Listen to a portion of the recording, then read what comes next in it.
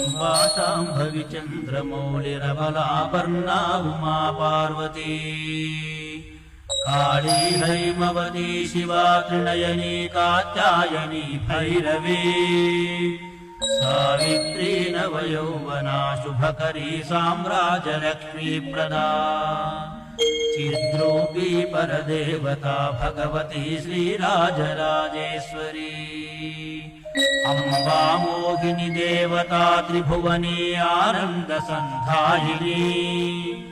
वाणी पल्लव पाणि वेणु मुरली गानप्रिया लोलिनी